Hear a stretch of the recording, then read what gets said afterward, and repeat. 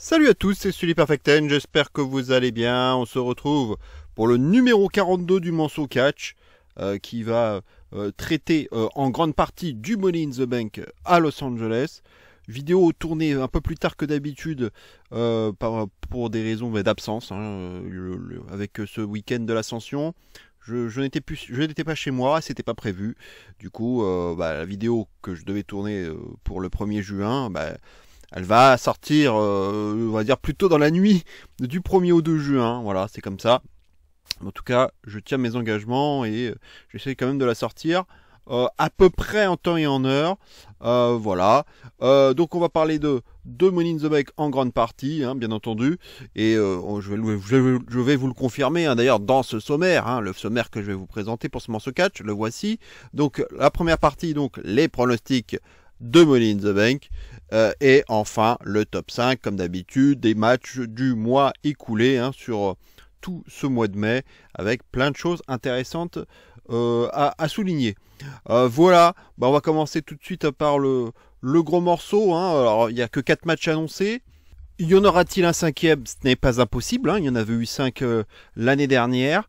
Et puis, comme on le sait, avec Triple H, c'est souvent le format 5 matchs qui est privilégié.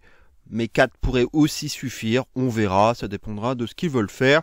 En tout cas, voilà, les matchs sont quand même globalement mixés, je dirais, entre Raw et SmackDown, à part le match féminin, finalement, enfin le 1 contre 1 féminin, qui est spécifique à Raw.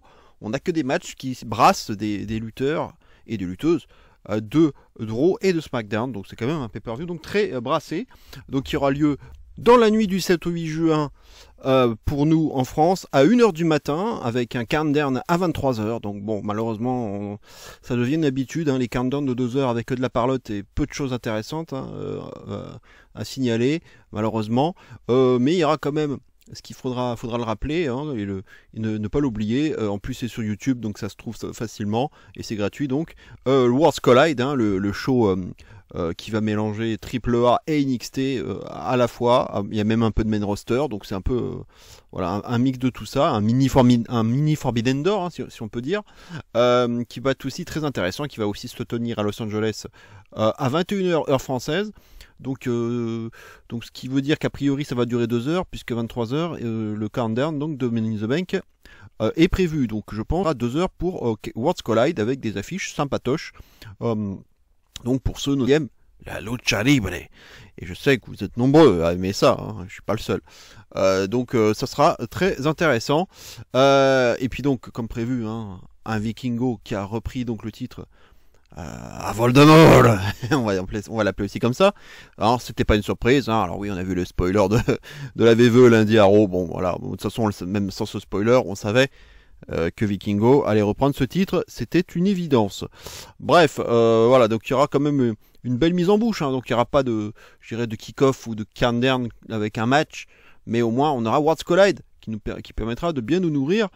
Et puis d'enchaîner donc après 1h du matin avec ce pay-per-view donc à l'Inuit Dome, donc c'est la salle que j'ai mise aussi en vignette de cette vidéo, un peu en forme de galet là, c'était Inuit Dome, c'est la salle des Clippers de Los Angeles, de l'équipe de basket. Voilà pour la petite anecdote, la petite précision. On va passer aussi donc au poster. Le poster officiel du show, le voici.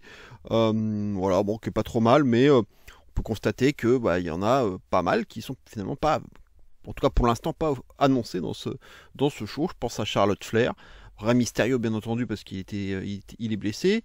Il y a Gunther aussi qui est pas prévu non plus. Il y a Voldemort mais qui a encore une chance d'être présent lors de ce match. Jacob Fatou pareil, qui est pas là, qui aurait pu se qualifier mais il ne l'a pas fait. Et puis sinon les autres on va les retrouver, non même pas bien, parce qu'il y a Bianca Belair aussi, Tiffany Stratton, il y en a quand même pas mal d'absents, voilà, les autres on les verra. Donc bon, c'est toujours, voilà, c'était juste un petit peu une analyse comme ça, bon c'est pas forcément grande importance, mais le poster il est correct on va dire. Voilà ce qu'on pouvait dire. Bon, on va passer donc aux 4 matchs qui ont été annoncés, il n'y en a que 4 donc, et on va commencer par le premier, à savoir Lyra Valkyria qui va défendre son titre intercontinental contre Becky Lynch, donc la revanche de Backlash, du coup voilà, qu'on pouvait un petit peu sentir venir. Donc on rappelle un peu le contexte, hein. Donc la nuit 2 de Mania, hein, où Valkyria avait fait équipe avec Becky, hein, pour gagner donc les titres par équipe, et pour les perdre immédiatement le lendemain dans un rematch à Raw contre Raquel et Liv, hein.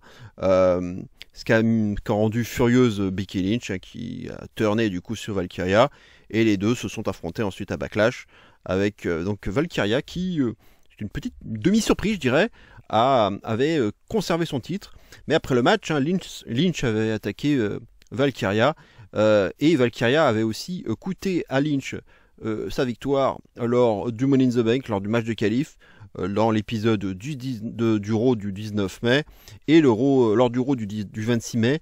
Un rematch pour le titre intercontinental a été donc programmé pour le Money in the Bank, et dans ce Raw-là, Lynch avait proposé une stipulation de la dernière chance pour ce match, hein, c'est-à-dire que si Valkyria gagne, Becky ne challengera plus jamais Valkyria pour son titre, hein, tant qu'elle sera championne. Et si par contre c'est Becky Lynch qui gagne, Valkyria va devoir lever le bras de Becky et reconnaître, hein, Becky Lynch comme la meilleure, quoi, finalement, the better woman. Un peu de la même façon que Lynch avait fait ça à Valkyria lors de Halloween Havoc, NXT Halloween Havoc en 2023, lorsque Becky avait perdu le titre NXT contre Valkyria. Voilà, et donc Valkyria était d'accord du coup, a donné son accord pour cette stipulation, on va dire. Bon, c'est pas inédit, hein, voilà. Voilà donc pour les éléments, le petit rappel de contexte, avec une Valkyria, je dirais, qui a un petit peu progressé, je dirais un petit peu pris en confiance dans ses promos, hein, on l'a vu dans le dernier Raw, je trouve que on sent en fait, enfin moi je le sens comme ça, j'ai l'impression qu'elle a quand même beaucoup travaillé de ce côté-là. Alors elle est pas, je pense qu'elle serait jamais une pro des promos, mais je trouve il y a du step-up, hein, je trouve, de ce côté-là. Elle a step-up de ce côté-là, et c'est correct, je dirais. On passe du moyen au correct, et ça donne, voilà, il y a quelques punchlines, bon, qui sont ce qu'elles sont. Bah, c'est pas les punchlines de l'année, hein, mais il y a un peu d'assurance, donc déjà c'est déjà bien. Donc c'est très important de donner l'impression qu'on a justement une certaine assurance, surtout quand on est championne. Et voilà, elle s'en sort plutôt bien et mieux qu'avant, en fait, je trouve, Valkyria, notamment donc à travers cette dernière promo. Et bah, par rapport, si je dois faire le pronostic, hein, bah, je vais en revenir en fait à ce que j'avais dit pour Backlash, c'est-à-dire que moi à ce moment-là je disais que Becky allait gagner parce que bah, fallait du star power, fallait donner vraiment de la lumière au titre intercontinental, fallait le porter, et que bah, Becky Lynch sera celle qui le fera, quoi, qui prendra ce titre parce que c'est Becky Lynch, ça donnera du star power.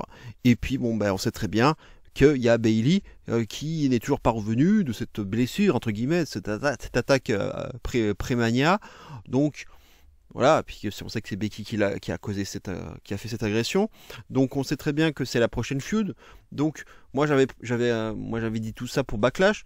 Bon, et la petite surprise, c'est que Valkyria a conservé, mais j'avais quand même dit lors de ma review que quoi qu'il en soit, ça changeait pas à mon analyse, et que le but ultime, c'était quand même d'avoir une Becky championne intercontinentale pour feuder ensuite avec Bayley. Et donc j'en reviens à nouveau à mon pronostic qui va être le même que pour Backlash, victoire de Becky. Donc je ne change pas une équipe qui perd, mais là cette équipe va gagner cette fois-ci.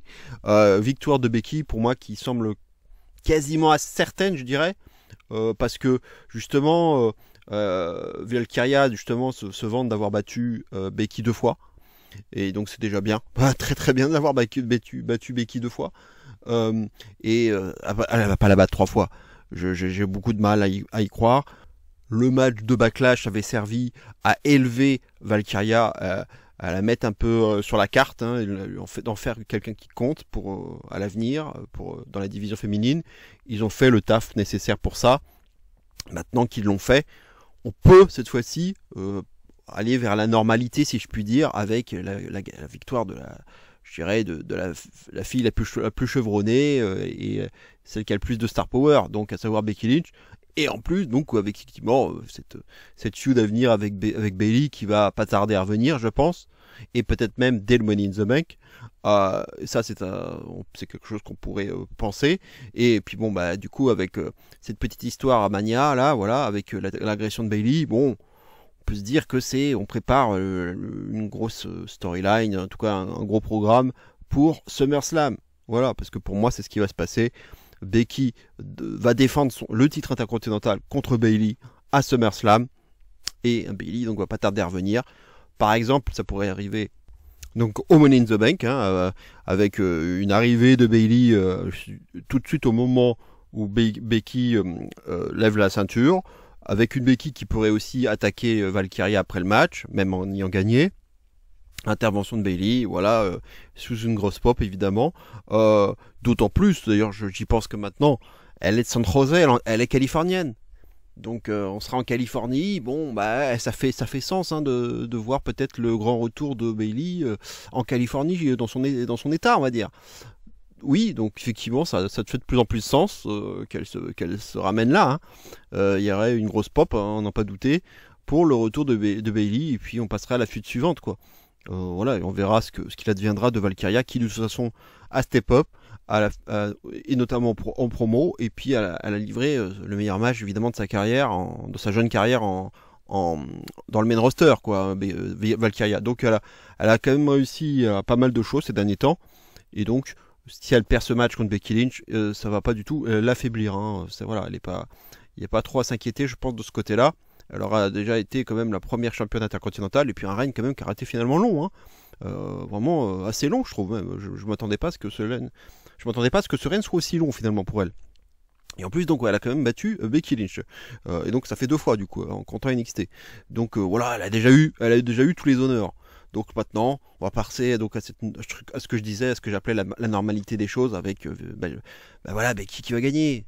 Là, je vois absolument pas le même résultat qu'à Backlash. Pour moi, c'est quasiment impossible, à moins d'une intervention de Bayley qui fasse perdre Becky. Mais à un moment donné, de toute façon, il va falloir changer de championne si on veut vraiment donner du star power à ce titre intercontinental. Je pense que ça va être le but quand même à l'arrivée, quoi. Donc, je vois pas autre chose qu'une victoire de Becky Lynch dans ce qui devrait être un bon match, puisqu'on l'a vu, le match de Backlash était très bien. Voilà, malgré quelques petits problèmes, bon, c'était surtout l'arbitre qui m'avait un peu énervé. Ils avaient été un peu trop loin dans l'overbooking, on va dire, par rapport à la protection du coin. Et puis Jessica Kerr, quand elle avait fait des tonnes, ça m'avait un peu gâché mon plaisir. Mais là, ils refont pas ça 2 fois. J'espère qu'il n'y aura pas d'overbooking quand même, et qu'on aura vraiment un vrai duel, vraiment duel à couteau tiré, et sans trop de chichi, quoi. Voilà, on va passer maintenant au match suivant. Logan Paul et John Cena en équipe pour affronter Cody Rhodes et Jey Uso. Voilà, donc ça c'est un peu le match un peu bling bling, je dirais, de cette carte du Money in the Bank. Alors pour le petit contexte, c'est que donc lors du Royal Rumble, Jey Uso donc évidemment avait gagné le match en éliminant Cena en dernier, en finale. Et lors de la nuit 1 de Mania, donc Jey Uso avait gagné le titre poids lourd en battant Gunther, tandis que lors de la nuit 2, Cena avait donc battu Cody Rhodes pour le titre Undisputed. Après Mania, donc Cody avait pris un petit congé sabbatique de la WWE, tandis que Jey Uso avait commencé à feuder avec Logan Paul. Et ça aboutit à un match à Saturday Night Main Event finalement, le 24 mai. Cena avait confronté ensuite, avant le match, Cena avait confronté Jey Uso backstage, avant ce match donc. Cena avait commenté avait évoqué la possibilité que Uso perde son titre contre un YouTuber, et à quel point cela ruinerait le catch, quelque chose que Cena justement avait promis de faire après avoir déclaré ses intentions de mettre ce titre à la retraite en tant que champion à la fin de l'année 2025. Et plus tard dans la soirée, donc Cena était intervenu dans le match en faveur de Logan Paul, et finalement Cody était aussi revenu dans la foulée, donc pour faire son grand retour après avoir perdu le titre à Mania. Mais Jey Uso s'en était quand même sorti donc en faisant le pin sur Logan Paul pour donc conserver son titre. Et après le match, Cody avait pris le micro et avait déclaré que lui et Jey Uso donc allaient faire face à Cena et à Logan Paul dans un match tag team à Money in the Bank. Qui a été ensuite rendu officiel. Voilà un peu pour le petit contexte. Alors match très Star Power, effectivement. C'est un petit match à la Money in the Bank, je dirais. Ils aiment bien faire des matchs à plusieurs comme ça, avant SummerSlam. Puisque souvent ça a des conséquences, les matchs tag team comme ça. On a vu ça pas mal avec la Bloodline notamment. Et des matchs qui avaient des conséquences pour plus tard. Donc pour SummerSlam. Donc il y a du Star Power. Le in-ring, le truc c'est qu'on a Jey Uso et John Cena dans le même match. Donc là, j'en ai déjà parlé. On a deux champions poids lourds, deux champions suprêmes dans chaque brand qui sont pas des dieux du catch, hein, si je puis dire. Donc je vais pas être trop, enthousiaste par rapport à ce qu'on va voir dans le ring. Logan Paul, voilà, on le sait, maintenant on connaît ses capacités. Pour amener Saïd, ses capacités athlétiques, il peut apporter quelque chose. Ses interactions avec Cody Rhodes seront peut-être les meilleures d'ailleurs de ce match. On voudra voir comment ça va se passer entre Cody et Logan Paul. Voilà, le match entre Jey et Logan Paul à Saturday Night Main Event était bien trop court pour en faire vraiment tirer une grande conclusion. Voilà, à l'image de ce show, hein. C'est pour ça que je ne fais plus ni de pronostic ni de review de ce show, ça n'a plus aucun intérêt. Et voilà, on l'a vu, la qualité est quand même très très très moyenne dans ces Saturday Night Main Events. Et il y en aura encore un le 12 juillet d'ailleurs. Et surtout, la veille d'un certain Evolution, qui était dans les rumeurs. Ça y est, le 13 juillet, et en plus ça c'est bon pour les Français, puisque c'est la veille du 14 juillet, jour férié. Donc ça c'est parfait, on va pouvoir profiter d'un très bon, j'espère, Evolution 2. Ça va être quelque chose à suivre. Voilà, ça c'était pour la parenthèse. Le pronostic, il n'est pas évident. Je dirais que là, franchement, c'est assez serré. Moi, je vais quand même y aller avec les faces. Victoire de Cody et de Jey. Parce que j'ai envie de partir sur la logique de ce que je disais tout à l'heure, c'est-à-dire les matchs un peu d'équipe comme ça avant SummerSlam, où ça sert souvent à établir peut-être un challenger ou à appuyer un match de championnat. Et que je verrais bien, ce serait potentiellement Cody qui viendrait faire le pin sur John Cena, un peu finalement l'arroseur arrosé en quelque sorte, puisque Cody avait pris le pin par Solo Sikoa lors du 3 contre 3 du Money in the Bank l'année dernière entre la Bloodline, Cody, Owens et Orton. Et ça va occasionner justement un Sikoa Cody pour le titre à SummerSlam. J'ai envie de donner un peu le même raisonnement, c'est-à-dire du coup Cody qui vient donc faire le pin sur Cena, et ce qui lui vaudrait, je dirais, légitimer un peu ce match revanche à SummerSlam, hein, un peu pour faire la suite, hein, on va dire, de la grande histoire entre Cena et Cody qui avait commencé un peu avant Mania, et notamment lors de l'Elimination Chamber avec ce fameux turn. Donc faire toute une grosse histoire qui va nous conduire au moins jusqu'à SummerSlam, et avec ce Cena Cody 2, si on peut dire, hein, en tout cas dans la rivalité. Je pense que c'est ce qui va arriver. Et moi, ce que je verrais sinon pour les autres, c'est que Jey Uso, je le verrais bien défendre son titre à la fois contre Logan Paul, voilà, comme ça il y aura une sorte de revanche par rapport à Saturday Night Main Event, mais aussi Gunther, puisque on a Gunther qui va aussi d'ailleurs avoir sa chance au titre, hein, juste après le Money in the Bank, lors du Raw du 9 juin. On ne sait pas comment ça va se finir, mais moi j'y crois pas trop. Je me dis bien qu'il y aura quand même un finish pas clean, que ça va pas se finir, il va y avoir un DQ, un truc dans le genre, parce que je vois mal, parce que à première vue je vois pas Gunther prendre le titre à Jey là comme ça dans un Raw post Money in the Bank, et en même temps je vois pas Gunther prendre le pin comme ça, quoi. Donc je pense que ça va faire un finish assez bâtard, et que on va un peu mixer tout ça avec Logan Paul et avec Gunther. Et puis évidemment, ce qui va se passer Money in the Bank, ça peut peut-être aussi avoir une incidence, hein, parce que on verra peut-être Gunther justement intervenir. On verra. Mais il y aura peut-être déjà un petit quelque chose. un petit teasing. Peut-être que Logan Paul aussi va intervenir dans le match entre Jay et Gunther à Raw, en représailles peut-être de ce qui va se passer au Money in the Bank. Voilà. Et c'est peut-être justement Logan Paul qui va tout faire capoter, ce qui va conduire au DQ et donc justement au triple threat entre Jay, Gunther et Logan Paul. Voilà, donc je pense que c'est ça qui va se passer, le découpage des choses. Et puis donc Cody, donc le triple threat et Cody qui affronterait Cena pour la revanche, je dirais, à SummerSlam. Voilà, je vois bien un truc comme ça parce que pour l'instant, bon, ça pourrait être Rollins aussi qui pourrait affronter Jay, mais je pense que Rollins c'est pas encore tout de suite. Bon, il a ses ambitions évidemment, mais voilà, j'en reparlerai après pour le ladder match. Bon, je pense qu'il peut attendre un petit peu, je pense, Rollins, et puis là, je pense, à mon avis, d'autres choses. J'en parlerai aussi. Donc voilà pour moi comment ça va se découper. Donc plutôt victoire des Faces pour aboutir à ce scénario. Donc plutôt une victoire de Cody et de Jay. Voilà, bon, le match va pas être exceptionnel, je pense un peu style live event, mais là je m'attends pas à un chef-d'œuvre et à mon avis on sera plutôt autour des 3,5. Et si on arrive à faire plus, ce sera, j'irais presque un miracle.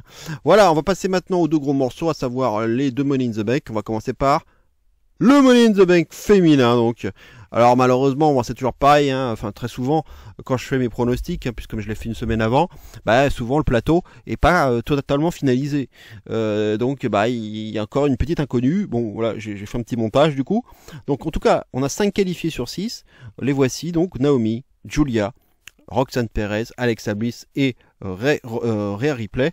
Et donc, il y aura une dernière qualifiée du côté de Raw, lors du Raw donc, qui va arriver, là, le Raw de cette semaine, entre Stephanie Baker, Liv Morgan et Ivy Nile. Voilà, en tout cas, on a toutes les cartes là, dans ce visuel, on connaît toutes les participantes, ou presque. Donc déjà, ce qu'on peut dire, donc il y a évidemment 3 filles de Raw, 3 filles de SmackDown, voilà. On peut constater qu'il y a quand même il y a des filles qui poussent derrière. Là, il y a un peu les nouveaux visages. Et on peut constater que Julia et Roxanne Perez sont déjà là. J'ai pas eu encore l'occasion de parler du call-up de Julia dans le main roster. Et j'avoue qu'il m'a beaucoup surpris parce que je trouve qu'elle n'est pas prête. Elle n'est pas prête parce que déjà, la VVE c'est un autre monde et il faut s'y faire. À la VVE, à tous ces codes, la caméra, les promos, tout ce qui va avec en fait. Et je trouve que NXT c'était bien pour elle, pour se faire justement à la façon de faire de la VVE. Et je trouve que c'est trop rapide, bien trop rapide de la call-up comme ça, malgré tout le star power qu'elle a et tout son background au Japon. Pour moi ça suffit pas en fait, parce que on sent qu'elle est encore empruntée. Je la trouve encore un peu timide dans le ring, elle manque d'assurance, et oui, je serais pas surpris que ça lui prenne au moins 2 ans, je dirais, même pour bien se fondre dans ce moule VVE, à l'image d'une Asuka ou d'une Io Sky, voilà, alors qui ont eu besoin elles de temps pour se familiariser avec les codes de la VVE, et je trouve que ils vont un peu trop vite. Moi je trouve que je suis un petit peu perplexe, voire un peu inquiet, je dirais, même pour Julia. Bon, on verra, j'espère que là je vais pas être trop négatif non plus, j'espère que me tromper, mais attention à ce qui ne brûle pas les étapes avec Julia. Autant avec Perez on a beaucoup plus de garanties, elle, pour le coup il n'y a pas de problème de langue, elle connaît la VVE, c'est une fan depuis qu'elle est gosse, et puis elle a passé beaucoup de temps à NXT, c'est ça aussi surtout la différence. Elle a passé beaucoup de temps à NXT, donc elle pour le coup, avec elle on a pris son temps pour bien la mettre dans ce moule-là. Et elle s'est très bien adaptée. Et en plus, elle a eu le temps de faire un heel turn, de construire son nouveau personnage, etc. etc. Et puis, Raw, on a commencé à la voir petit à petit. Elle a proposé déjà de très belles performances. Et donc, pour moi, c'est même pas surprenant qu'elle soit déjà dans ce match, puisqu'on a même participé au Chamber. Donc, c'est quand même déjà super pour elle, de faire le Chamber et le Money in the Bank, son âge. C'est quand même déjà très bien. Donc elle a une très très très grosse progression pour elle. Donc il y a ces nouveaux visages. Et donc je vais déjà faire, il y a 2 pronostics à faire du coup, mais je vais parler du coup du triple threat qui reste. Moi je vais donner la victoire à Baker. parce que c'est dans la même logique. Je pense qu'on est en train de essayer de mettre en avant les nouveaux visages. Et si Giulia et Perez en sont dans ce match, je vois pas pourquoi Vaquer n'y serait pas en fait. D'autant plus que pour l'instant, en tout cas, je la trouve bien plus convaincante et même bien plus sûre d'elle que Giulia pour l'instant, hein, dans ce qu'on a pu voir à NXT. Et en plus, on sait qu'elle a été draftée à Raw. Elle vient, voilà, donc elle est là, elle va être dans le main roster, donc il n'y a pas de raison qu'elle n'y soit pas. Liv Morgan, elle a déjà eu la mallette. Elle a été championne pendant un moment là, donc elle sort à peine d'un très long règne finalement. Donc je pense que faut laisser la place à d'autres. Elle a eu sa chance, Morgan, on dirait autour du titre en tout cas. Donc il faut maintenant tourner un petit peu, faire tourner. Donc Morgan n'a pas besoin d'être dans ce match. Et Ivy Nile, bon pour l'instant ça reste vraiment un second couteau. On est dans la low mid card, je dirais. Donc il y a des petits progrès, mais c'est encore un peu tendre. Et pour l'instant elle a pas encore ce qu'il faut pour être dans un match comme celui-ci, quoi. Donc pour moi, je lui donne aucune chance. Vaquer pour moi va s'imposer, et bon que ça va faire quand même un gros plateau. Et j'étais en train de me dire justement aussi, je constatais quand même qu'avec Giulia Perez et donc Vaquer maintenant, et donc on dit que d'ailleurs Jordynne Grace va aussi bientôt rejoindre le main roster, donc il y a beaucoup de choses qui se passent là. Il y a Ricky Sens aussi dont on parle. Il y a eu des pertes de titres surprenantes, hein, notamment dans le dernier NXT là. T'as vu qu'Ethan Page avait repris le titre à Ricky Sens. La grosse surprise surtout, c'était de voir que Jessie Jane avait pris le titre à Vaquer. Bon, on a compris pourquoi maintenant, c'est parce que il y a du call-up, quoi. Il y a du call-up. Et Jordynne Grace, visiblement aussi, elle a un contrat un peu différent, un peu spécial, qui fait que, comme Giulia ou Ricky Sens par exemple, fait que elle va pas rester à NXT bien longtemps. Donc Jordynne Grace va un peu rejoindre aussi ce beau monde, et je pense que ce sera plutôt à SmackDown, hein, pour avoir un bel équilibre. Et justement un équilibre entre ces 4 filles là, ces 4 nouveaux visages. Et j'ai l'impression qu'on est un peu finalement une formation peut-être des nouvelles Force Women, hein, c'est un peu ça que j'avais en tête. Avec donc du coup Giulia qui serait rejointe par à mon avis Jordynne Grace du côté de SmackDown, de façon à avoir un équilibre avec les deux autres qui seraient donc qui sont donc Roxanne Perez et Stephanie Vaquer.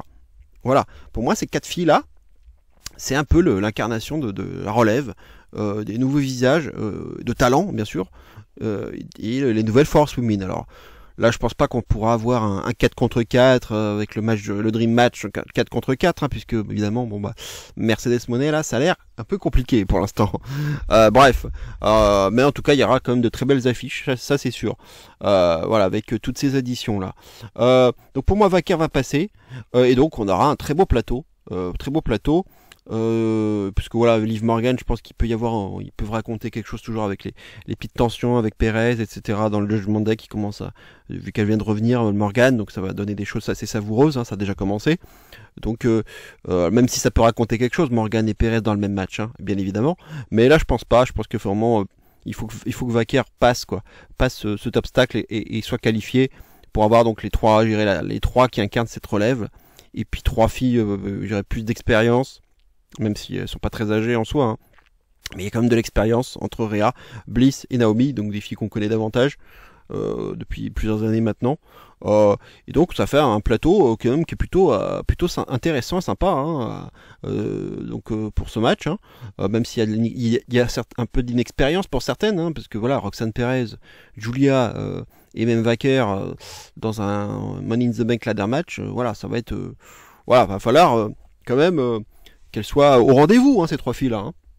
Mais voilà, donc j'espère qu'il y aura pas trop de botch et que ça va bien se passer, qu'il n'y aura pas de blessures surtout. C'est toujours difficile, hein, ce genre de match. En tout cas, moi le pronostic je le trouve pas facile. Je trouve que c'est d'ailleurs ouvert, hein, à l'image des mecs. Je trouve que c'est assez ouvert et qu'il y a quand même plusieurs possibilités, mais il y a quand même un petit écrémage qu'on peut faire. Moi je vais quand même exclure les 3 nouvelles, les 3 nouvelles, parce que bon, c'est trop tôt. Giulia, Perez, Vaquer. Parce que même Morgan, Ivy Nile, de toute façon, même si c'était elle, je croirais pas du tout en la victoire de ces filles là aussi. Donc même si c'est Morgan ou Nile, mais Vaquer, donc voilà, alors ça serait couillu, hein, ils en sont capables, mais j'y crois pas, je vois pas encore d'opportunité donnée aussi rapidement à des filles comme ça qui viennent d'arriver dans le main roster. Entre Perez, Giulia et Vaquer, elles vont déjà se montrer, ça c'est sûr, ça va faire plaisir au public d'avoir voilà du bon catch, et puis en Californie, voilà, il y a une forte communauté latina, donc on va pouvoir avec Pérez et notamment Eva Kerr, voilà, ça va plaire au public, je pense.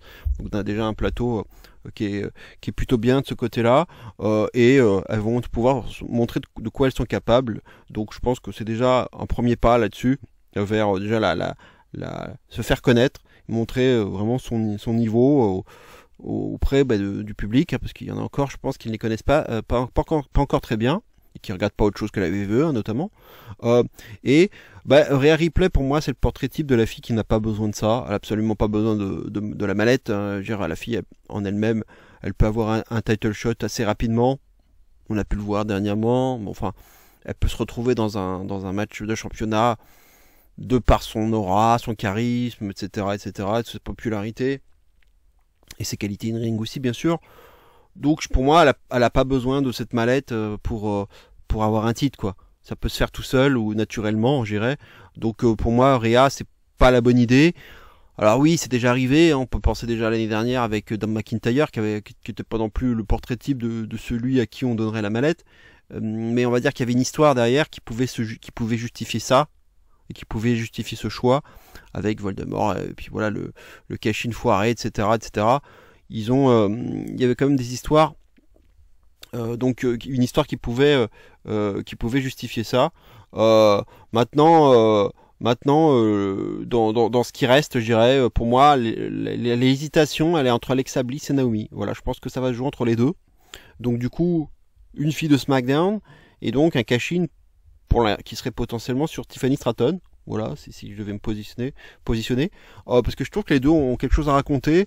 On a une Alexa Bliss qui nous tease un truc avec Charlotte. Bon, malheureusement, on n'a pas vu Charlotte dans le dernier SmackDown, donc malheureusement l'histoire a pris un coup d'arrêt.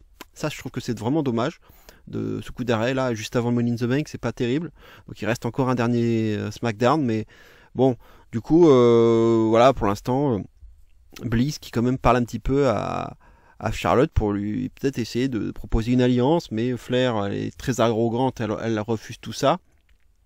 Bliss lui avait parlé un peu de l'époque de NXT où elle avait apprécié que Charlotte l'ait prise un peu sous son aile. Voilà, bon, Flair avec beaucoup d'arrogance avait dit qu'elle s'en souvenait pas. Bon, elle avait envoyé chier. C'est là qu'on avait découvert Julia sortir du bureau de Nick Aldis, et qu'on avait découvert un peu avec surprise, je trouve, qu'elle était call-up à SmackDown, quoi.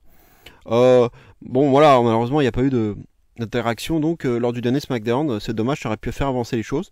Mais je trouve qu'il y a cette histoire avec Flair. Pourquoi pas une intervention surprise de Flair pour faire gagner Bliss? Bon, maintenant je trouve que c'est dommage parce que vu qu'il n'y a pas eu d'avancée, là ça serait un peu bizarre, même s'il y a un prochain SmackDown encore, pour qu'il y ait une justification que Flair fasse gagner Bliss, ça me paraît trop juste maintenant pour faire avancer l'histoire et rendre cette intervention crédible. Malheureusement, j'y crois pas trop. Mais en tout cas, il y a un truc qui se trame avec Flair. Voilà. Et puis, évidemment, il y a aussi le Wyatt Six, hein, qui est maintenant en fin de retour. Ils ont mis du temps. Bon, il y avait une blessure. Bon, voilà. C'était beau Dallas. Hein, donc là, maintenant, ils sont là.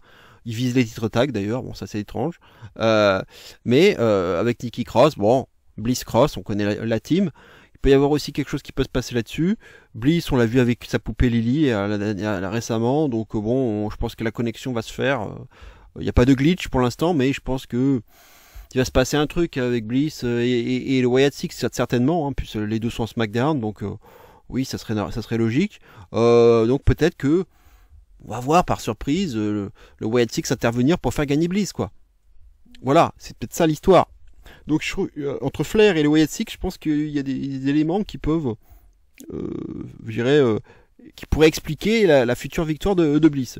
Et l'autre côté, il y a Naomi quand même qui a perdu à Mania. Bon, voilà. Donc il y a peut-être besoin aussi de lui redonner une belle victoire. Déjà, on l'a remercié d'avoir mis over Cargill à Mania. Voilà. Il y a un changement de personnalité, il y a la prise de risque, il y a des promos qui sont plutôt bonnes, notamment voilà, encore la dernière avec Belair.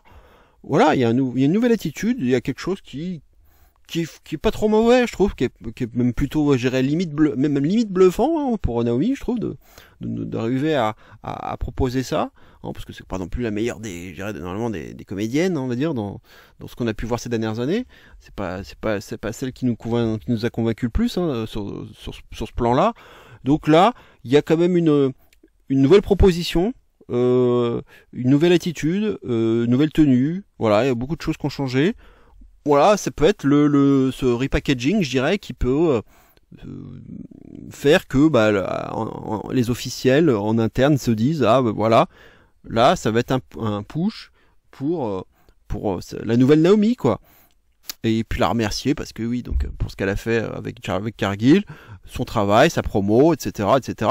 Donc c'est un cadeau, quoi, à quelqu'un qui l'avait pas encore, une vétérante, mais qui a déjà été championne du monde, mais qui a jamais eu cette mallette, hein. Elle l'a jamais eu, hein, dans le passé. Donc un cadeau. Moi j'ai envie d'y croire. Alors là aussi, pour le coup, je peux changer d'avis dans la semaine, mais en tout cas, j'aurais une petite tendance à donner Naomi, et sinon, ça serait Bliss, quoi. Pour moi, c'est entre les deux. Je vais voir si je change d'avis ou pas, mais en tout cas, pour moi, je vais donner un léger avantage à Naomi quand même. Voilà. Par rapport à ce que je viens d'évoquer. Alors évidemment, on verra, parce qu'il y a Belair, qui forcément peut aussi intervenir. Bon, elle a sa main cassée, là, enfin ses doigts cassés, donc elle peut peut-être pas encore intervenir, hein, là, mais bon, on sait jamais, elle peut peut-être juste faire la petite intervention qu'il faut pour déstabiliser son thème qui retentit, enfin le mind game, etc. Voilà, quoi, des petites choses comme ça. On verra avec Cargill, bon, s'il y a des choses qui se passent, avec Nia Jax aussi, s'il peut y avoir des interventions. Bon, Money in the Bank, c'est souvent des matchs où il peut y avoir des interventions, donc ça peut partir dans tous les sens. Mais un petit avantage à Naomi quand même si pour Bliss, il peut aussi y avoir du flair, il peut y avoir du Wyatt Six, il peut y avoir des choses qui se racontent. Voilà. Mais en tout cas, il y aura de belles interactions. Julia Perez, Perez Vaquer notamment, et évidemment Vaquer-Julia, les deux amis. Voilà, c'est pour ceux et celles qui ont suivi notamment NXT, hein, parce que et même avant, hein, enfin notamment pour quand on suivi un peu ce qui s'est passé à Strong, entre Julia, Vaquer, leur rivalité, leur amitié. Donc il y a des choses qui se racontent. Et puis bon, voilà, entre Naomi, Bliss, un peu les vieilles têtes, les têtes qu'on connaît bien, du côté du main roster, et puis avec un peu la powerhouse du match qui sera Rhea Ripley, un peu qui sera peut-être la menace, parce que finalement on a beaucoup de petits gabarits, mine de rien, dans ce plateau là. Donc c'est vrai qu'au niveau de la taille, de la présence, je dirais, Ripley, elle domine un peu toutes les autres, hein. Voilà. En tout cas, voilà, ça peut être un match intéressant. On va voir, parce que ça peut c'est toujours casse-gueule, ce genre de truc, de match. Attention à ce que ce soit pas trop chorégraphié, hein, c'est toujours souvent ça que je reproche. Et que les choses se fassent plutôt de façon naturelle, que ce soit fluide. Et qui est pas, évidemment, oui, si je me souviens, le gros reproche que j'avais fait au Money in the Bank l'année dernière, c'était le côté, la multiplication des duels. Ça, je ne comprenais pas ce truc d'avoir, je crois, 7 ou 8 duels d'affilée et de jamais avoir 3, 4, 5 filles dans le ring en même temps, quoi. Ça, c'était vraiment un gros carton rouge et c'est ça que j'avais pas aimé l'année dernière. Donc j'espère qu'on va arrêter ça avec tous ces répétitions de duels, quoi. Voilà, en tout cas, un petit avantage à Naomi devant Alexa Bliss pour moi à l'heure actuelle. Et on va passer donc à ce qui devrait, à mon avis, être le main event, si c'est pas le 2 contre 2, mais j'irai quand même plutôt vers ça, c'est-à-dire le Money in the Bank masculin, donc même punition, 5 qualifiés et encore un déterminé. Donc on aura Andrade, Seth Rollins, LA Knight, Solo, Sikoa, Penta, et donc un dernier match de Califaro entre Voldemort, AJ Styles et El Grande Americano. Voilà, une belle affiche, hein, ce triple threat là, avec évidemment pour les nostalgiques, AJ Styles, Voldemort. Voilà, ça c'est vraiment la belle affiche de l'ancien temps, je dirais. Voilà, un plateau qui est pas trop mal. Bon, il y a des noms qui sont peut-être pas trop, je dirais, excitants à voir dans un match de l'échelle. Je pense ou du milieu là, LA Knight et Solo Sikoa. Bon, c'est pas sur ces deux-là que je dirais que je compte pour nous éblouir au niveau des entre guillemets des cascades. Bon, il peut nous faire un petit truc, je dirais, comme à comme à Mania, hein. LA Knight nous faire un BFT from out of nowhere depuis le haut d'une échelle. Bon, ça peut être pas mal. Voilà, un super BFT, je dirais. Ça peut être un move à faire. Solo Sikoa, bon, ouais, peut-être un spinning solo aussi depuis le haut de l'échelle, on sait jamais. Bon, il peut y avoir des trucs comme ça, mais sinon, bon, c'est pas le genre de mec sur qui je mise pour nous surprendre, hein, voilà. Sinon, bon, voilà, Penta, ça peut être cool. Les matchs de l'échelle, il connaît très bien. Andrade, qui est devenu un spécialiste, hein, évidemment, avec son fameux Sunset Suite Powerbomb sur l'échelle, comme il avait pu le faire avec Finn Balor. Bon, il va peut-être nous réserver un nouveau sous-spot. Et puis bon, bah, Voldemort, voilà, un ancien vainqueur du Money in the Bank, hein. Donc il connaît ça.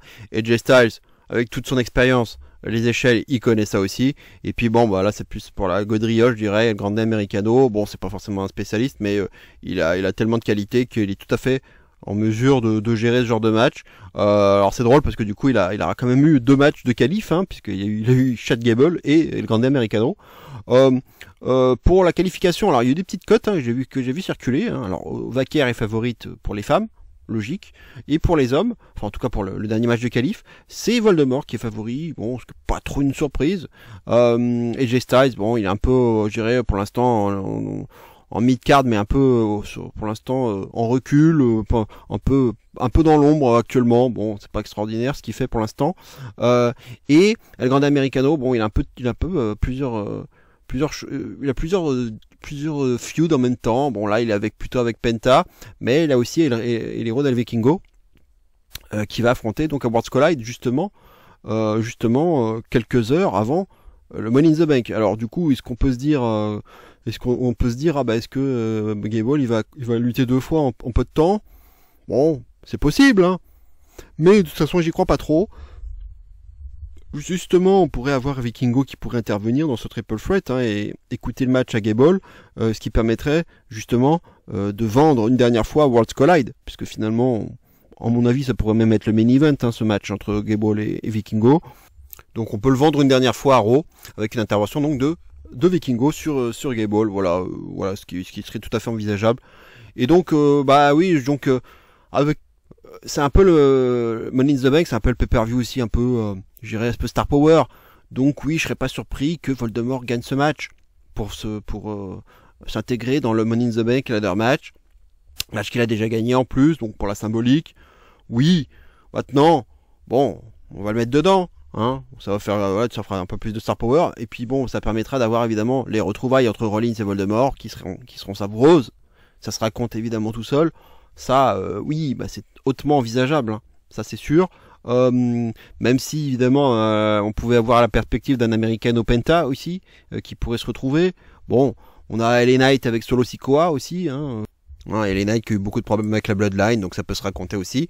Andrade, là, je dirais que c'est un peu un élément extérieur, un peu extérieur, mais voilà, bon, bah forcément les petites, la Penta Andrade, voilà, ils se connaissent bien, ça peut faire des choses intéressantes. Voilà, donc il y a quand même des duos, je dirais, intéressants à suivre. Donc il y aura des storytelling, et puis bon, bah toujours pareil, des interventions potentielles, et donc je pense notamment du coup à la nouvelle faction, je dirais, de Rollins, hein. Je pense à Braun Breaker et donc à Bronson Reed, hein, qui est un peu l'intervenant surprise à Saturday Night Main Event. Moi je voyais bien Dragunov, bon, mais Bronson Reed, pourquoi pas, hein, ça fait un gros bulldozer, encore un gros enforcer pour ce clan, hein, qui commence à avoir quand même une bonne gueule, hein. Bon, ça serait bien de lui donner un nom par contre, parce que ça commence à traîner cette affaire. On verra si ce clan va se renforcer ou pas dans quelques temps. Voilà, en tout cas, donc forcément Rollins il va avoir ses alliés qui peuvent intervenir, hein, il n'y a pas de DQ bien sûr, et donc des choses qui vont se raconter avec Voldemort, forcément. Donc voilà un peu les histoires, hein, il y a des petites histoires. Donc le pronostic il est aussi pas facile, mais je vais quand même y aller. Avec Rollins, parce que les autres, Solo j'y crois pas, parce que je pense qu'il y a son histoire avec Fatou, ça va exploser bientôt. On peut l'avoir à SummerSlam ce match entre Fatou et Solo, hein, parce qu'il y a encore il y aura encore Night of Champions aussi, hein, fin juin aussi, et puis après SummerSlam, hein, je compte pas Evolution, hein, aussi, qui a rien à voir, mais il y aura de quoi faire avancer l'histoire, je pense, entre Fatou et Solo, et puis évidemment avec Jeff Cobb, enfin Jesse Mateo, malheureusement le nom pas terrible, Jesse Mateo qui évidemment aussi va avoir beaucoup va avoir son rôle à jouer. Voilà, en tout cas voilà, Solo je le vois faire autre chose. Et les Knights, je le vois pas avec un gros push pour le titre de champion du monde, quoi. Je le vois pas avec la mallette. Ce serait pas un mauvais porteur, mais je pense qu'il est bien dans cette mid-card, upper mid-carder, je dirais, pas plus, quoi. Mais en récupérer le titre poids lourd, non, enfin le titre suprême ou undisputed, quoi. J'y crois pas trop, même si voilà, les fois précédentes, je me disais que c'était peut-être le bon moment pour Knight, que c'était le moment de lui donner cette mallette. Mais là, j'ai du mal à y croire, non. Je le vois pas gagner ce match. Il va être dans la mid-card, quoi. Je pense pas qu'il sera favori, en tout cas pour s'imposer. Même si, bon, bah, il pourrait faire le cash-in sur Cena, ça ferait une grosse pop, je pense. Mais est-ce qu'on a envie vraiment de voir Knight avec le titre poids lourd, enfin un titre undisputed? Non, je pense. Alors oui, les fans vont dire oui, parce qu'il est over et tout. Maintenant, nous, est-ce qu'on a envie? Bon, voilà, ils sont capables de le faire, mais je le sens pas, LA Knight. Andrade est trop secondaire, malheureusement pour lui, hein, j'arrive pas à y croire, quoi. C'est trop, il est trop secondaire dans les constructions de ce qu'on voit dernièrement. Il a pas l'importance qu'il faudrait qu'il ait pour être un main eventer établi, crédible, pour être champion du monde. Andrade, c'est trop de la mid-card, j'arrive pas à y croire non plus. C'est pas lui, je pense, qui sera l'élu. Et Penta, c'est un peu pareil. C'est de la mid-card. C'est trop tôt même d'ailleurs de le mettre sur un titre suprême, quoi. Il faut qu'il cumule les victoires. Faut qu'il ait parce que là, bon, il avait essuyé quelques défaites, hein, mine de rien. Bon là, cette victoire, cette qualification Money in the Bank lui fait du bien, mais il faut beaucoup plus de momentum que ça. Je vois pas un Penta champion du monde, quoi. C'est pas évident quand même pour quelqu'un qui parle pas bien anglais, lui donner un gros push comme ça au point de lui donner le titre suprême, quoi. Ouais, ça serait couillu, mais j'y crois pas, hein. J'y crois pas à Penta, malheureusement pour lui. Et donc bah forcément ça va se jouer entre les deux, je dirais les deux stars du match, c'est-à-dire Seth Rollins et Voldemort. Maintenant, bah justement, j'en parlais un petit peu tout à l'heure. Rollins, il a sa nouvelle faction, il a ses ambitions évidemment de devenir champion du monde, et puis là, il s'est monté, je dirais, une équipe de choc pour réussir à atteindre cet objectif. Et il y a cette feud avec Voldemort qui est à mon avis pas terminée. Et je pense que il y aura des plans pour SummerSlam. Et je verrai bien quelque chose qui va se tramer aussi avec Roman Reigns qui va forcément être de retour. Alors ils vont pas refaire un triple threat, mais je pense que le nouveau clan on va dire de Rollins pourrait avoir un gros match face à nouveau donc une association entre Roman Reigns et Voldemort, mais peut-être dans soit c'est un 2 contre 2. Voilà, on aurait peut-être Rollins avec l'un des deux, Breaker ou Reed, pour affronter Voldemort et Reigns, ou alors carrément un 3 contre 3 de feu, donc avec tout le clan de Rollins contre justement Voldemort, Reigns et un troisième. On verra selon les circonstances qui ce sera. Bon, voilà, on verra. Ça peut être une autre idée. Mais en tout cas, je pense que SummerSlam va se tourner un peu autour de ça. Je pense toujours en continuant la feud qu'on a pu avoir à Mania entre Voldemort, Reigns et Rollins. Il y a plus donc avec ce nouveau clan. Voilà, je pense que ça va se jouer là-dessus. Et donc, ça va encore raconter l'histoire, hein, ce ladder match. Et pour le coup, vu que voilà, n'importe qui peut intervenir, je pense que Breaker et Bronson Reed vont intervenir, notamment pour faire tomber Voldemort et l'empêcher d'aller prendre cette mallette.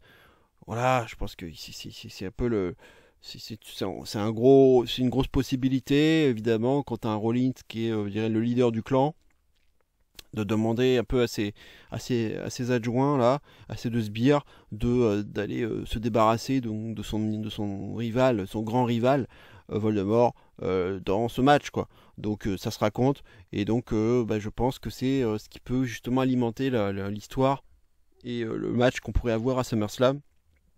Voilà, tout simplement.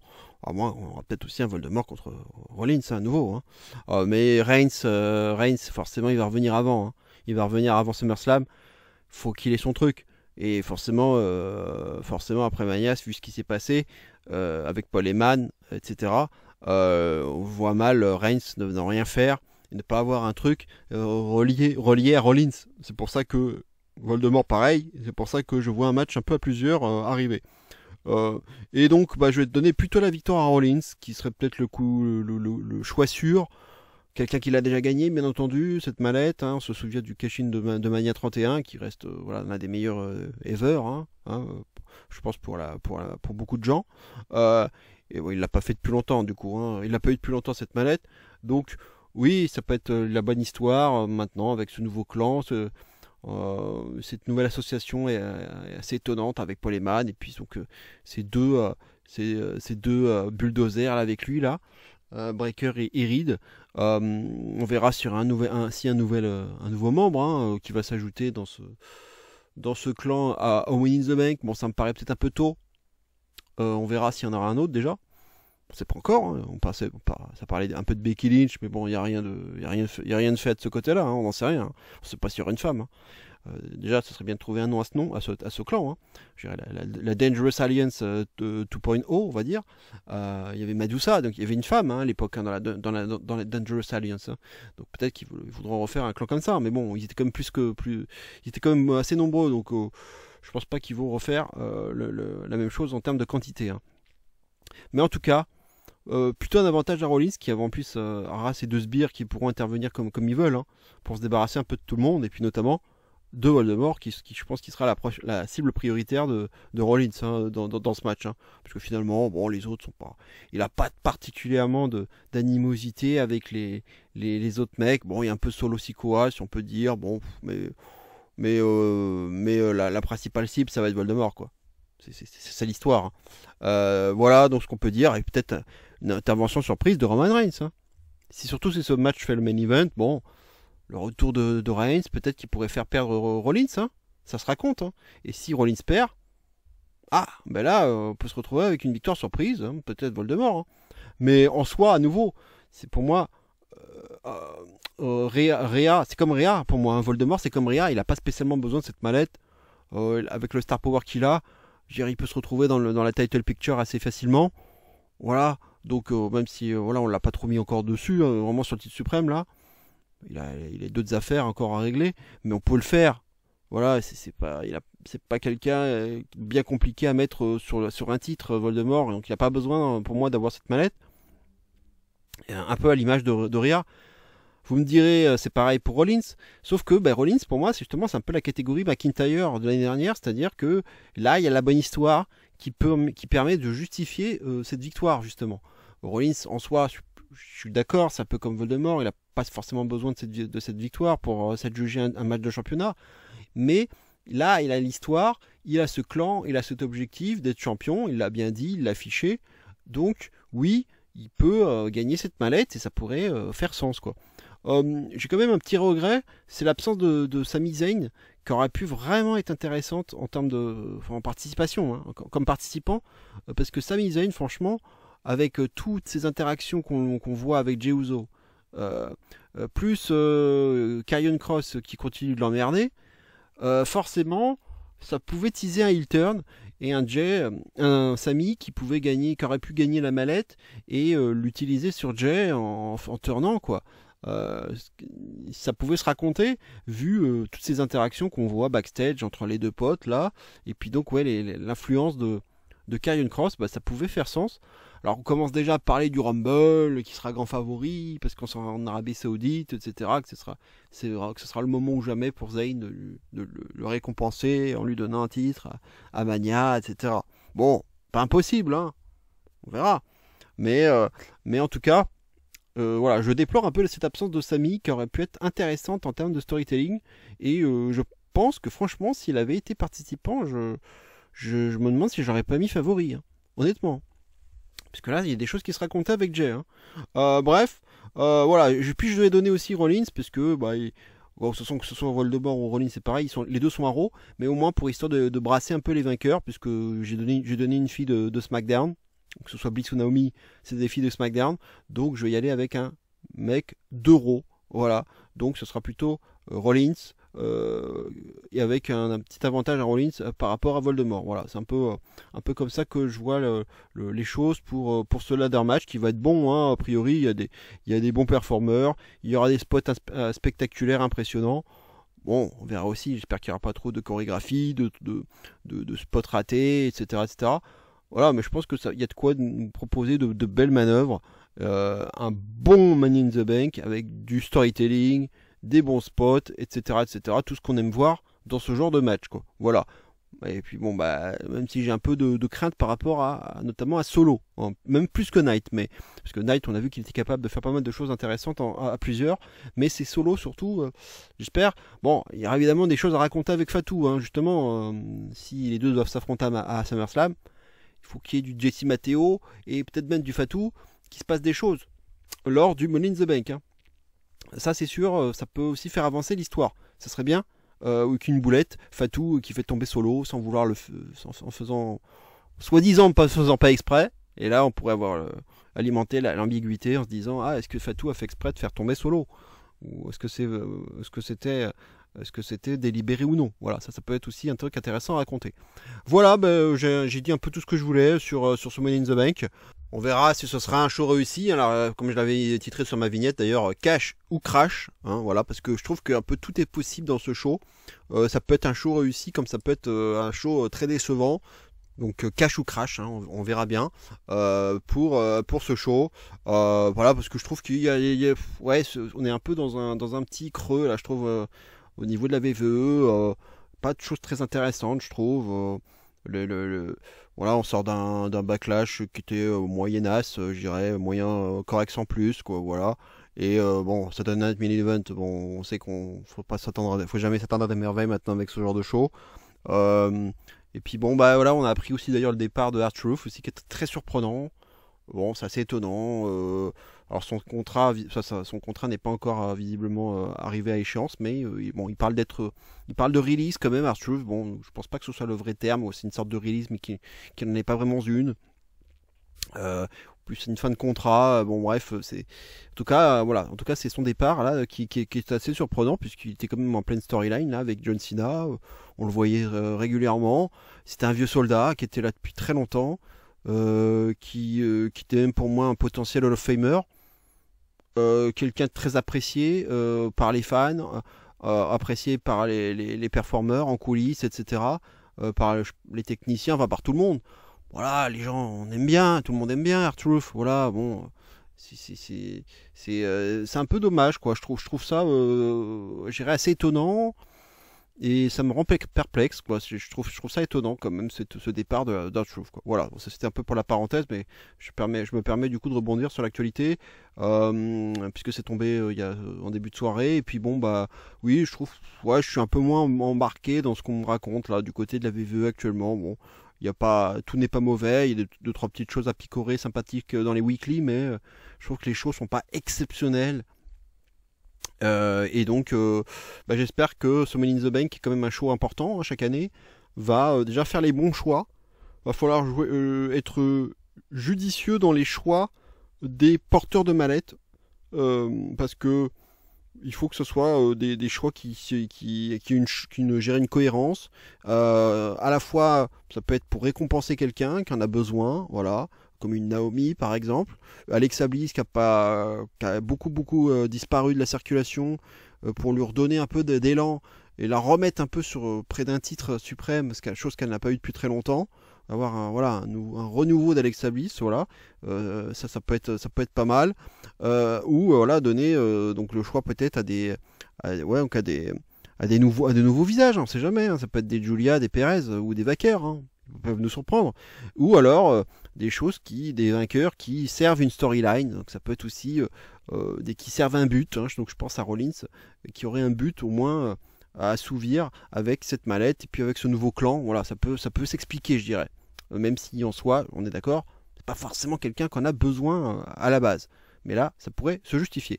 Voilà, on va terminer donc cette vidéo, ce Manso Catch, avec le traditionnel top 5 des matchs du mois écoulé. Donc c'était quand même un gros mois là, avec qui s'est écoulé du 4 mai au 1er juin. voilà pour la période concernée. Et on va passer, donc il y a quand même, avant de passer au classement, il y a, voilà, je peux rapidement parler de mes suppressions, parce que ça s'est joué jusqu'à aujourd'hui, hein. Il y a eu un match qui s'est joué, qui a été ajouté au dernier moment, et effectivement, je peux parler de Mercedes Moné contre Jamie Hayter, de Double or Nothing, qui était un bon match, hein, qui a ouvert Double or Nothing, donc. Francesco Akira contre Takahashi, c'était lors du Best of Super Junior, qui est un très bon match de junior. Le triple threat entre Mike Bailey, Gabe Kidd et Michael Oku à la MLPW, à la compagnie de Scott D'Amore, qui était très cool. Il y a eu un très bon match à 4 contre 4 du côté de la Dragon Gate aussi, voilà, notamment avec Flamita, Jackie Kamei, Benkei, Casey, etc. Il y avait Callum Newman contre Hiroki Goto lors de Dontaku, jour 2, c'était voilà, au début du mois de mai, qui était un très bon match, et un tag match qui était quand même sympatoche là, du côté de New Japan et de la GTO, pardon, la compagnie de Michinoku là, entre Akiyama, Zack Sabre Jr. et Taichi et Ishii, voilà, dans un show spécial de Taka Michinoku. Voilà, ça c'était cool.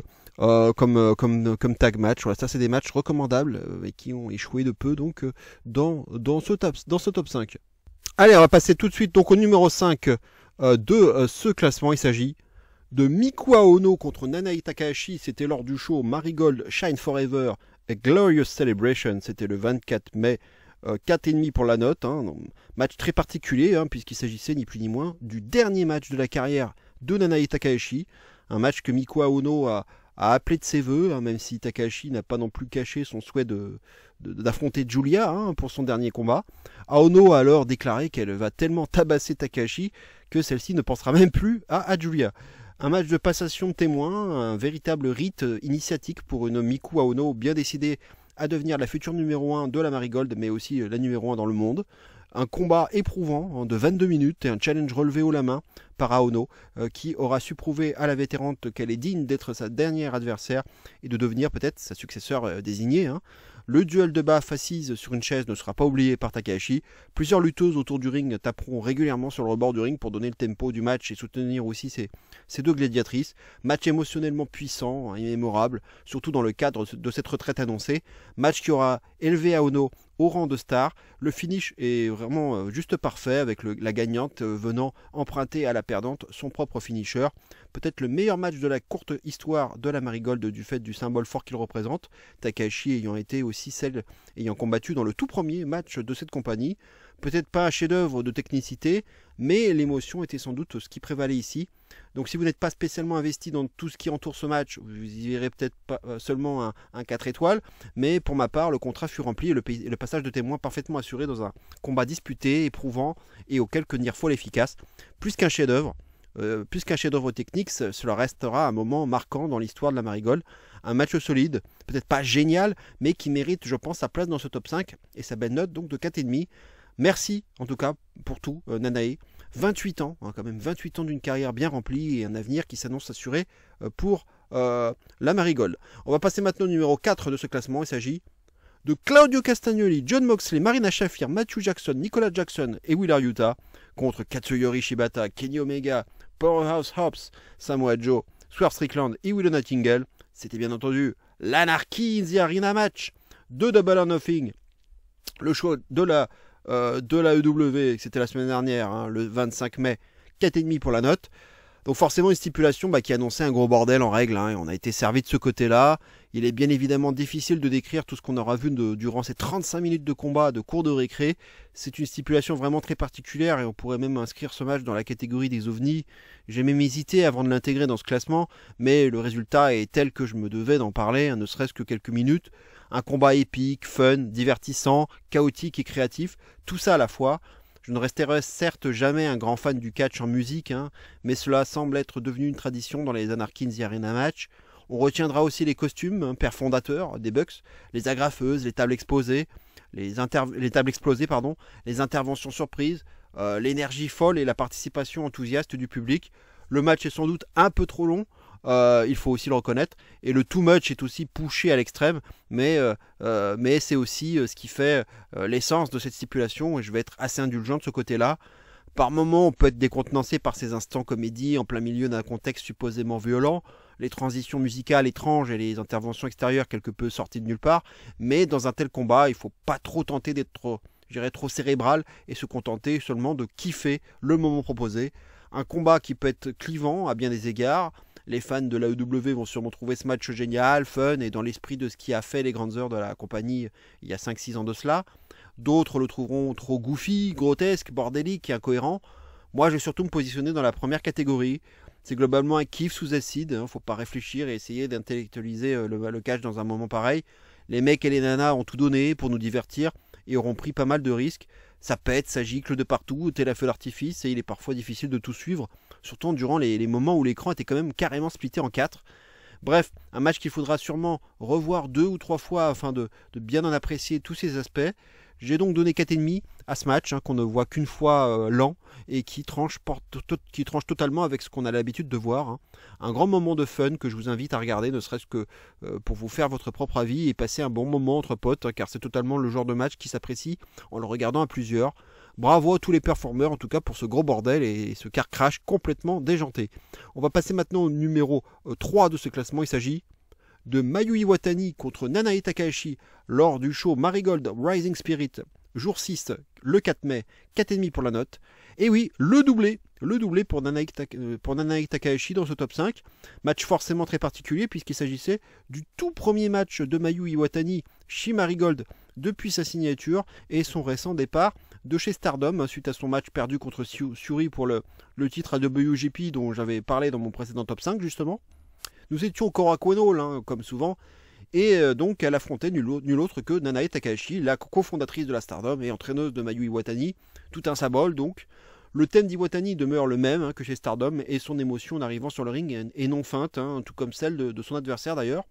Elle arbore son nouveau numéro qu'elle a choisi, puisque à Marigold elles ont tout un numéro. Et là, c'est le 219 qui correspond à sa date de naissance, tout simplement, le 19 février. A noter qu'il s'agit aussi du tout dernier match de Takahashi donc au Korakuen Hall, donc avant sa retraite, qu'elle a prise donc quelques jours plus tard, le 24 mai, face à Miko Ono, donc dans le match dont je viens justement de vous parler il y a quelques minutes. Un match rempli de symboles, donc un début de match fortement à l'avantage de Takahashi, comme pour baptiser en quelque sorte Mayu et lui montrer la rudesse dont ils font preuve chez Marigold. Nanae travaille les jambes de Mayu et la piétine. Le match est vraiment à sens unique même. Mayu va bien sûr revenir dans le match au courage, toujours en soignant son selling. Mayu va se prendre un coup de chaise en plein suicide dive par Nanae. Le but est clairement d'établir Mayu comme une grande babyface face à une Nanae endossant ici un rôle de heel assez évident et sans foi ni loi avec son adversaire. Elle va même la traîner jusque dans les gradins. Mayu finit même par tomber à la renverse en pleine rangée. Heureusement, il n'y avait aucun spectateur assis à cet endroit. Dans la foulée, Takahashi va même porter une corde à linge à Mayu qui va carrément dévaler les escaliers jusqu'en bas en faisant des roulades arrière, carrément. Spot assez spectaculaire et douloureux à regarder. Les deux s'échangent ensuite des coups de chaise. Nanae en disposera ensuite 2 sur le ring, invitant Mayu à un duel de gifles en position assise, exactement comme celui dont j'avais parlé tout à l'heure. Le match s'endurcit et Mayu, comme à son habitude, fait preuve de beaucoup de courage. Son topé suicida sur Nanae est très spectaculaire. Single crab de Nanae assez impressionnant. Ensuite, histoire de revenir à son travail à la jambe initié en début de match. Ankle lock, puis figure 4. Nanae lui fait la totale alors que les chants de soutien envers Mayu se font entendre. Mayu résiste au courage, même après un gros splash de la 3e corde de la part de Nanae. Son fameux moonsault ne suffira pas. Kick out de Nanae. Mayu se dégagera ensuite miraculeusement d'une lariat dévastatrice de Nanae. Le finish arrivera dans la foulée afin de surprendre son adversaire. Excellent match et une entrée en matière quasi parfaite pour Iwatani face à une adversaire coriace qui ne lui aura rien laissé passer jusqu'à la fin. De belles promos post-match et 2 défis dans la foulée donc pour à la fois Takahashi pour son tout dernier match, donc vous savez de qui je parle, et donc pour Iwatani qui tourne déjà autour d'un titre. Voilà. Des débuts pour Mayu et une presque fin de carrière pour Nanae, fort réussi, franchement. Marigold a réalisé un sacré coup en récupérant Iwatani, l'une des meilleures catcheuses de la planète. Bref, un super match à voir, rempli de symboles et qui mérite cette note de 4,5. Welcome Mayu, et plein de bonheur dans cette nouvelle aventure. On va passer maintenant au numéro 2 de ce classement. Il s'agit de Kozei Fujita contre Yo. C'était lors du show New Japan Best of the Super Junior 32, jour 13, le 1er juin, et oui, c'était donc le show qui a eu lieu aujourd'hui et qui a tout renversé, on va dire, qui a tout bouleversé mon classement à la dernière minute. Et 4,75 en plus, la note était vraiment très très élevée. C'était donc la grande finale du tournoi Best of the Super Junior, hein, le célèbre tournoi annuel de la New Japan, mettant à l'honneur les meilleurs poids moyens de la planète et dont le vainqueur récolte une chance au titre IWGP Junior Heavyweight lors du show Dominion qui aura lieu le 15 juin, donc ce sera contre El Desperado. Fujita, membre du clan TNDK, incarne l'avenir de la compagnie et possiblement peut-être le futur ace de la division Junior Heavyweight de la New Japan. Face à lui, Yo, désormais ancien membre du clan Chaos, est de retour à un très haut niveau lors de ce combat, nous offrant peut-être même sa meilleure performance depuis bien longtemps, et qui utilisera plusieurs moves inspirés des anciens membres justement de son clan Chaos, comme Okada et Yoshihashi notamment. Une approche qui a ajouté, je dirais, une profondeur émotionnelle et narrative à son personnage, presque comme s'il incarnait l'esprit de Chaos au complet. Un match qui a captivé par son storytelling subtil mais efficace. Fujita a bénéficié du soutien entier de TNDK qui était présent aux abords du ring, avec notamment le leader, Zack Sabre Jr. à ses côtés, renforçant l'idée justement que Fujita est perçu comme l'élu de cette faction, prêt à prendre la relève. Yo de son côté est arrivé seul, mais avec l'esprit et les techniques donc de Chaos comme je le disais, montrant une résilience et un attachement à son passé. Le contraste entre l'attitude sérieuse et déterminée de Fujita et l'énergie plus exubérante et créative de Yo a donné au match un rythme unique, une construction de match à l'ancienne, avec une montée progressive en intensité, ce qui rappelle les classiques de la New Japan d'il y a 10 ans. Les near-fall et soumissions dramatiques ont tenu le public en haleine jusqu'au finish. L'avenir face à l'incarnation de la nostalgie, voilà en gros le résumé de cet affrontement. Une incroyable finale, marquant un nouveau chapitre pour la division Junior Heavyweight. Émotion, suspense, intensité, storytelling riche et public à fond. Bref, on aura eu tous les ingrédients d'une très grande finale de tournoi. 4,75 pour ce petit bijou hautement recommandable. J'ai vraiment adoré ce match et je pense que la compagnie peut dormir sur ses deux oreilles avec un jeune talent comme Kosei Fujita. Ça, c'est une certitude. Et on va terminer ce top 5 et donc cette vidéo avec le numéro 1 de ce classement. Il s'agit d'Adam Page contre Will Ospreay. C'était à nouveau lors de Double or Nothing le 25 mai, 4,75 pour la note, c'était le main event du show et la grande finale du tournoi Owen Hart pour désigner le prochain challenger de Jon Moxley à All In pour le titre suprême de la W.